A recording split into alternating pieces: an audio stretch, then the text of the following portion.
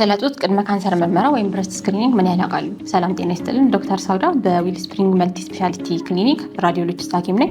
እንግዲህ እንደሚታወቀው የጡት ካንሰር በሴቶች ላይ ከሚከሰቱ የካንሰር አይነቶች አንዱና ዋነኛው ሲሆን ይህም በዓለም ላይ ከ8 ሴቶች አንዷን የሚያጠቃ ነው። በ2022 ብቻ በዓለም ዙሪያ እስከ 670 ሺህ የሚጠጉ ሴቶች በጡት ካንሰር ህመም እንደሞቱ ተዘግቧል። እንግዲህ ይህንን ቁጥር ለመቀነስና እንዲሁም ደግሞ ችግሩን ለማቅለል ብረስት ስክሪኒንግ ወይም ደግሞ የጡት ቅድመ ካንሰር ምርመራ ይደረጋል። በሀገራችንም የጡት ካንሰር ምርመራ ሪኮመንድ የሚደረገው ወይም ደግሞ የሚመከረው ከ40 ዓመት ጀምሮ እስከ 74 ዓመት ድረስ በየዓመቱ ማሞግራፊ እንዲሰራ ነው።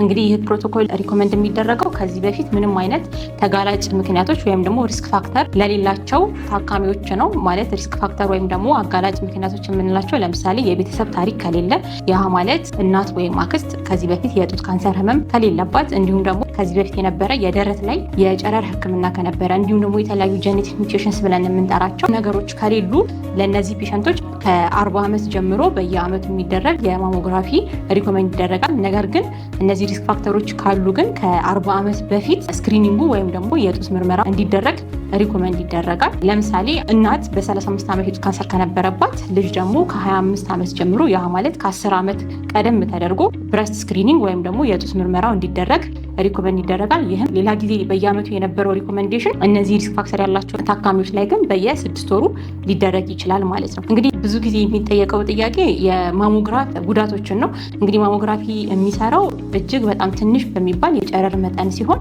ይህም ከጉዳቱ ጥቅሙ እጅጉን የላቀ ነው ማለት ነው። እንዲሁም ደግሞ አንዳንድ ጊዜ ማሞግራፊ ላይ ስናይ ግልጽ ያልሆኑና ተጨማሪ የሆኑ ምስሎችን የምንፈልግ ከሆነ አልትራሳውንድ ወይም ደግሞ የጡት ኤምአርአይ እንደ አስፈላጊነቱ የሚታዘዝ ይሆናል ማለት ነው። ስለዚህ የጡት ካንሰር ምርመራ ከዚህ በፊት ምንም አይነት ምልክት ሳይኖር ወይም ደግሞ በአይን የሚታዩ ወይም የሚዳሰሱ የሆኑ እብጠቶች ሳይኖሩ የጡት ካንሰርን በጊዜ ለማወቅና እንዲሁም ደግሞ ችግሩን ቶሎ ለመቅረፍ የሚያግዝ ነው። በዚህም ወይም ደግሞ በጡት ካንሰር ምክንያት ሊከሰት የሚችለውን የሞት መጠን በ5 እጥፍ የሚቀንስልን ነው ማለት ነው።